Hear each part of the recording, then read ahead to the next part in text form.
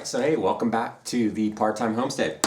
So today I want to talk to you about you have finally made a decision to leave your state.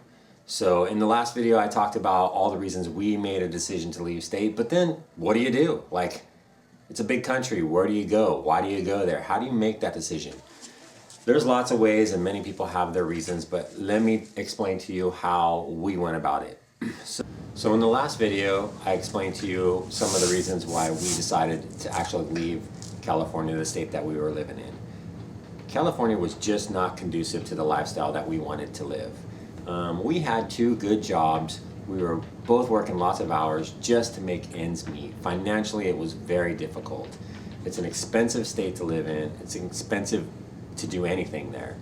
So there was that. There was water. Water is very important when you want to garden and have livestock. There was limited water access, and it was constantly drought after drought, and water was getting harder and harder to not necessarily come by, but it was going to get harder to afford.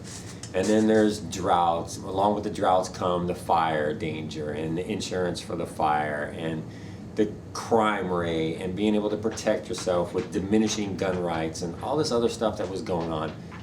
We decided to leave. Everybody has their own reasons to leave the state that they're in or move away. And it could be just as simple as you don't like the politics, or you just want a new start, or you're looking for a greener state or a red state or a blue state, whatever it is. You finally made the decision to move, so now what? So what we did was, you have to think about why you're leaving and what you're looking for. So for the lifestyle that we wanted, we were looking for specific things in the state that we were going to go to. So for one, I got my list here so I can remember what I'm talking about. But I wanted a longer growing season. I'm not a great gardener, I'm new to gardening, but I'm giving it my best. I wanted to be able to grow a variety of things, have a long growing season, and be able to store the food. So that was one of the things that was top on my list. The second thing was water availability. I wanted to have good water availability, good quality water, and a water feature on the property, like a pond or a creek or a spring or something like that, things that we didn't have in California. The other thing I was looking for was a state that just appreciated your freedoms, your personal freedoms and your liberties. I didn't want to move to a controlling or very restrictive state. I wanted good gun rights. I didn't want to have to look and see if my gun I wanted to purchase was on the California approved list or anything like that. I'm not against background checks and all that other stuff. I just wanted to be able to get what I want without any restrictions because it looks scary or anything like that. Another big one for us was cost of living. Now, we're not rich by any means, and we were going to make a little bit of money off the sale of the property in California, and we needed to take that amount of money and be able to get a place somewhere else, something that we could afford. So we needed a state that was relatively inexpensive to live in. So we weren't going to go to something way on the East Coast or anything like that where prices are really high. Also, we were looking for a place with natural disasters, few natural disasters. And one of the big ones for my wife was tornadoes. She's deathly afraid of tornadoes. I don't know why, she just is. We came from California, which is an earthquake state, but she was not having anything to do with tornadoes. So we needed a place that was relatively few tornadoes. So our state list is getting smaller as I'm speaking here. So those are the things that we were looking for. So we've defined what we wanted, so we started looking for states. Now, I can tell you that a real simple way to do it is this. This is my cheesy map of the United States, all right? So I wanted a longer growing season, and I didn't want to deal with snow. So you got the United States here. You can pretty much ixnay anything in the northern hemisphere. That was not going to be conducive to what I wanted. I also didn't want to deal with the humidity in the south or deal with a border state. So you can ixnay all those states down there. Now, for those of you that are looking for, not to take sides here, but you're looking for a more red state, something with politics that suit a conservative lifestyle, then Florida or Texas is definitely going to be, well, Texas is somewhere over here, but those are going to be your states. but I didn't want to go to the humid state of Florida, and Texas is a border state with its own problems, and it's becoming more and more like California as we speak. So those were out of the question. I also didn't want to be on the East Coast. Population density is just too much over here and it's too expensive. And we left the West Coast, so that's out of the question. So we got some states right there in the middle.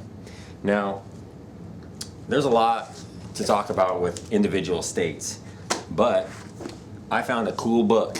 Now this is an older version probably, but this is Strategic Relocation by Joel Skousen. Now, he don't know me, I don't know him. I bought this book. I'm not trying to sell you this book, but this is a book that I bought, and it gives you, it ranks the states and it talks about everything. So this is just a random one. This is Vermont, it gets 3 stars, and then there's categories that it talks about.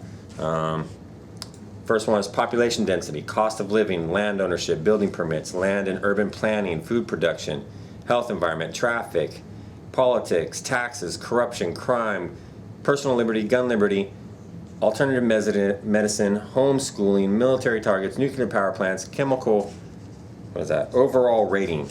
And then it talks a lot about like specific areas of the state. I mean, it just goes, there's a tremendous amount of detail in this. So once I figured out that I was going into the Midwest somewhere, I looked at this book and I crossed off a few more states.